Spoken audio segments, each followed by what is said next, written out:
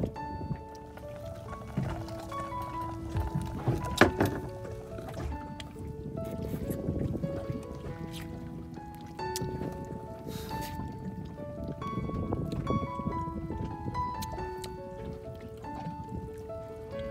Chạy ra thì không lại đâu.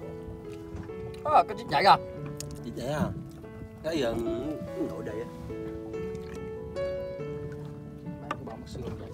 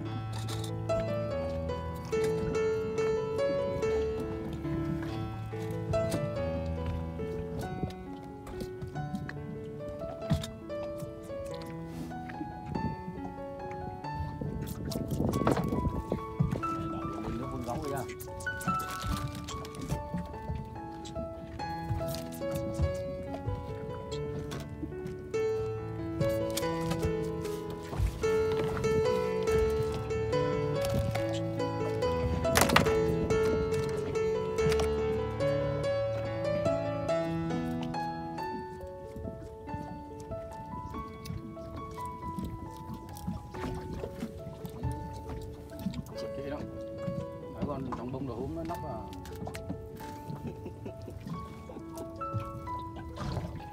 Nóc cam. Có chích luôn. Cái sẹo lấy dè đây. Cái rủ đó. Cái rủ là Cái dèn. Vô đi em ơi. Một em cho đầu hôm. Bạn mê. Chả xem. Đi ơi, cái tử này. Dạ. Đừng cái từ. Một cái tời thôi. Rồi, cho vô đó đi. Nang đấy ai. Xịt nước máy rồi mẹ.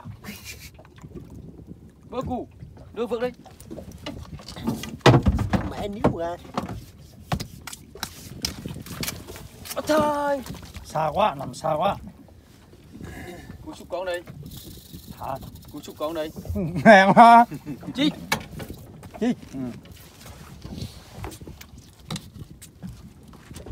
Chung một.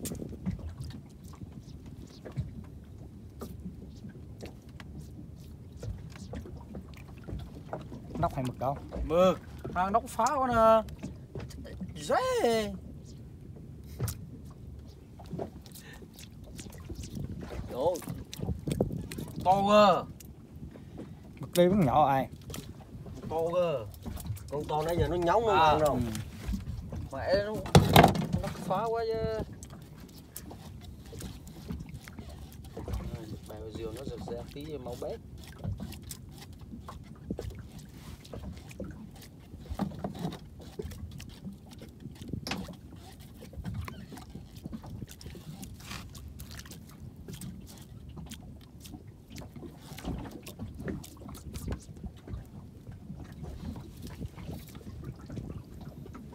Một em nữa.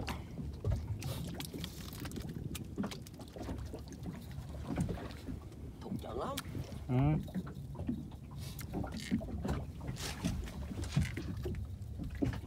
Được lù lại. Lú lại.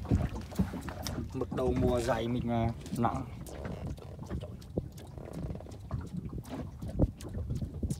Nóc trọi à? Sao lại hai ba con luôn?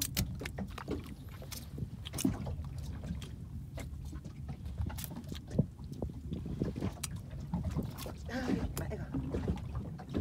Phao chị đó. Phao cả chị.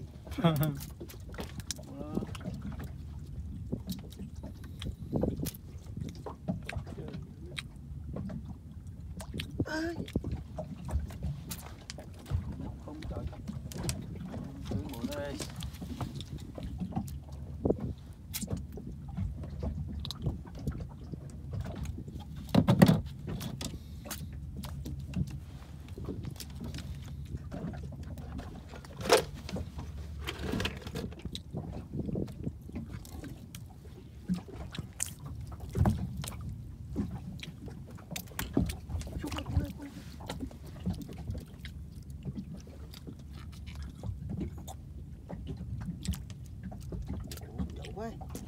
cu đi đi. Nóc nhiều quá. Nóc nhiều quá. Mực này mà nãy giờ mà không có nóc mà cụ phải nằm solo rồi các bác ạ. Nóc nó lên nó phá mực chạy hết. Đây này xúc được mớ cá kìm đây này. Mới cá kìm.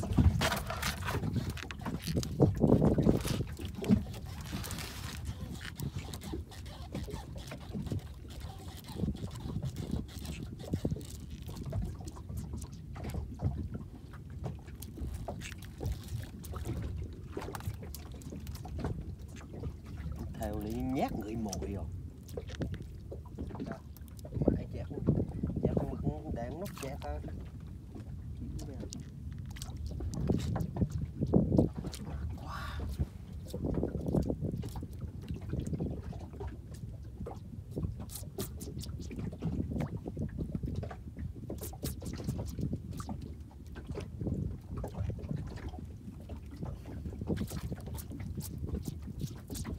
Rồi. Ú lạ. Rồi, mực lên. Nóc theo nữa nha. Mặt nó căng thẳng. Nóc theo đi nha. Ui.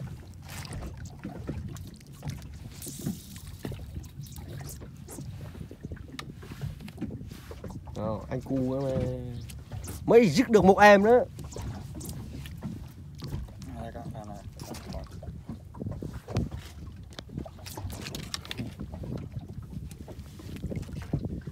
Nóc chui tầm mé luôn. Thuyền nóc. Chơi nguyên thuyền nóc luôn các bác ạ. Đúng nhìn trong thuyền chỗ nào cũng thấy cái nóc luôn.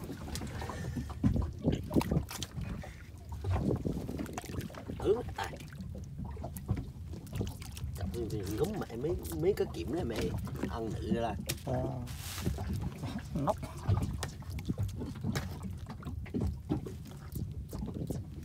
Đúng thấy nóc. Nhìn đúng cái nóc luôn.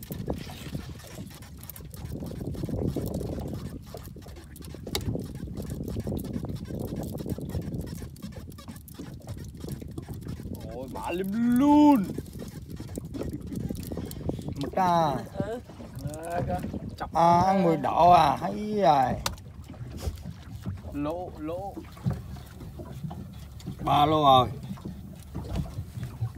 Ba lô với là một lô cá kìm. Là 4 lô. Nấu cơm ăn thôi, nấu mì tôm ăn thôi. Nước sôi rồi nha các bác. Nháy nè. Đây đúng là mực nháy chuẩn luôn á các bác nha. Không có mực nào mà nháy nhiều như mực này. Rồi.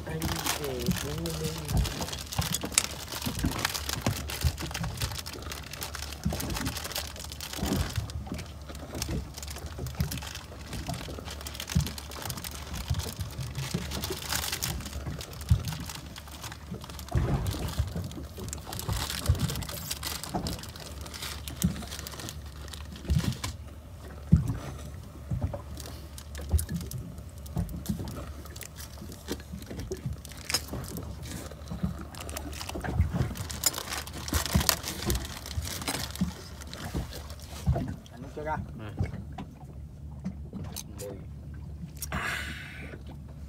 Làm miếng ở đây. Làm miếng hoa chuối rừng đó nè. Ôi. Làm miếng hoa chuối rừng á. Trong lúc chờ mực chín.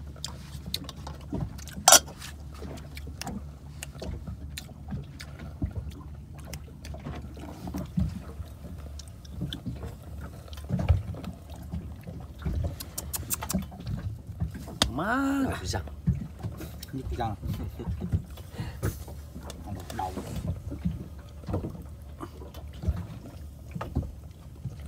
Đẩy đây.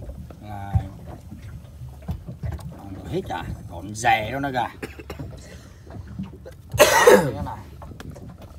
Con nó trong veo à. Ai. Rồi, ok. Rồi. Lắm. Mời các bác á, mời các bác á, anh với anh em chúng tôi ra. Mấy khi đi lang thang trên biển vậy câu mực ăn nhậu ngon này. Lưu mới được ăn lại luôn mực lỏng này. Chú đen bị tôm rau uống chú đen mực mà tự mình câu nữa nè ai xuống này xuống để bắt luôn nước này để về đó để cho xui đó. Trời ơi bí đó. Xuống ai xuống ai nóng ra nóng nó nấu chè nha. Cháy bờ không chặt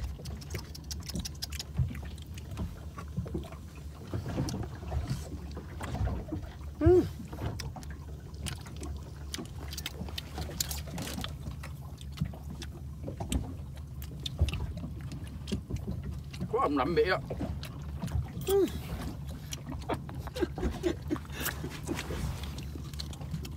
Lạnh nhóc núi Quay thôi mà. ăn đi thôi. Ăn xong trà chét tí nhóc về.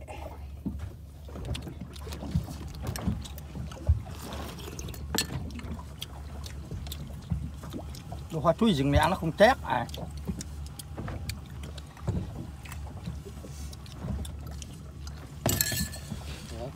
Vương à. Rồi ăn cái nào bò Thêm con nào à là con đấy mồi á. mai thầu là rồi.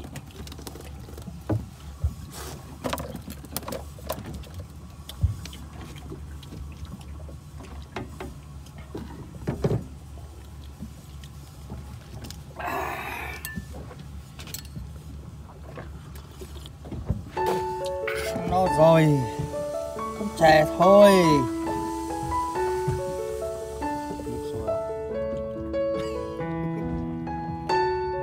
Ăn xong ngồi thở thôi mà. nhắm mắt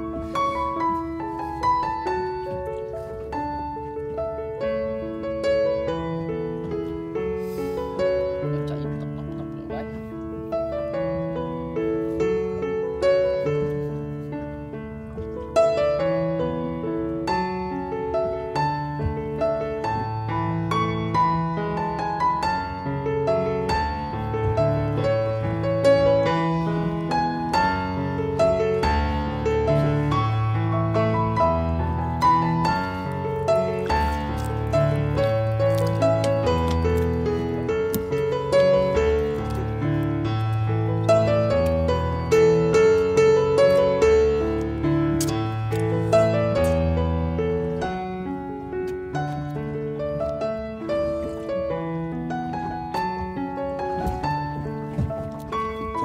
bác. Ăn xong cứ ăn xong rồi cũng vậy.